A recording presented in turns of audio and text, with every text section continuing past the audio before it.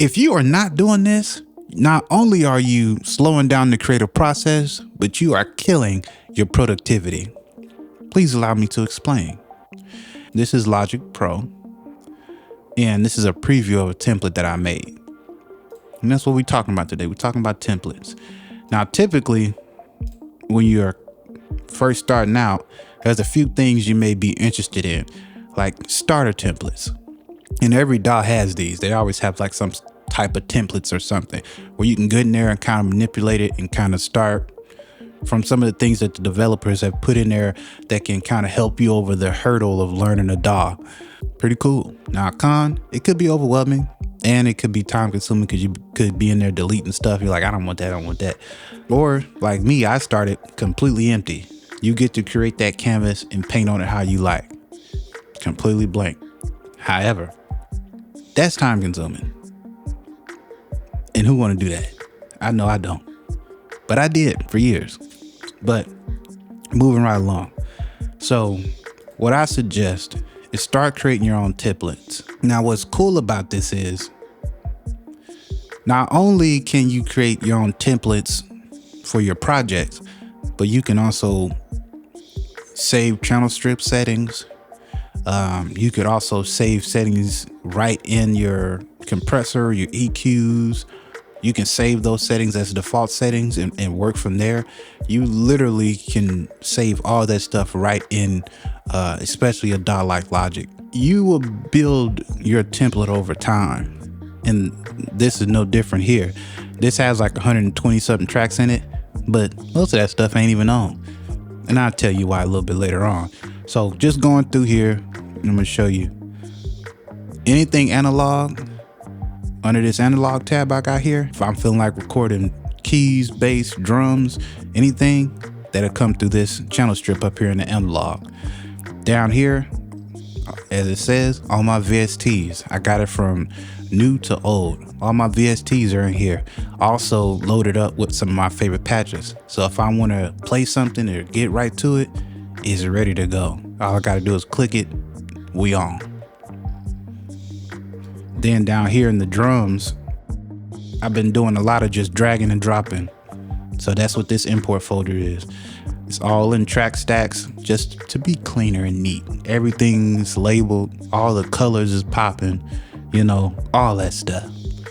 Then down here, we got the sampler. There's more drum manipulations or samples, if you will. It's called a sampler. You know, if I got a bunch of one shots, I drag it in the drum designer and start mixing it up from there. Then I got some other stuff like this. Say if I want to beef up a sample, I got some other drum elements down here. I got machine ready to go, sub blast for 808s and different things of that nature. Tons of stuff, but it's all there in the track stack, nice and neat. Then this vocal tab here was really important for me because when I got ready to record vocals, I don't feel like setting up all that stuff. Man, it's a lot of stuff, you know, because I'm stacking 4 parts of a 3-part harmony. It's a lot. It's a lot, you know. So right here, I got my auxes already set. This here is my aux reverbs in here, 3 different delays, all my favorite delays. Same thing for the background. This is the background aux here. Delays, reverb. Down over here, some smart EQs.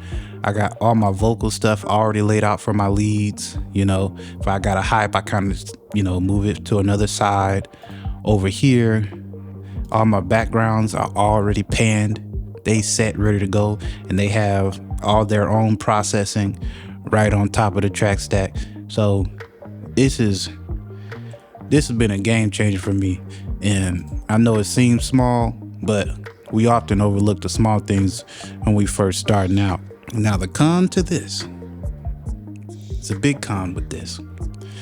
If you are just putting in all these VSTs, you will have a system overload. I've had plenty in my day, trust me, I know.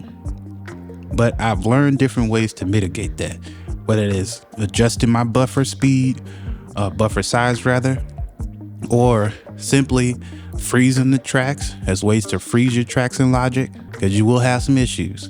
But what I've done is, even though I got 100 and something tracks in here, a lot of the stuff ain't even on. This on and off button here, if you click control and left click and go down to track header, you can cut that on and off button right here at the top.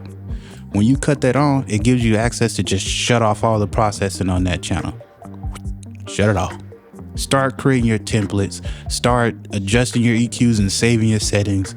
Start doing all that stuff. Your favorite patches, any patches you made, go into your settings and turn the view on to 96 colors. And every time you create a new track, it'll be a different color of the rainbow. That's just my little thing I felt like really helped me in that process. And I hope it helps you too. It may seem simple, but it's the simple things we overlook. This is from my heart. Hopefully it reached your ears. I'm Savvy on the car, y'all. I'm out.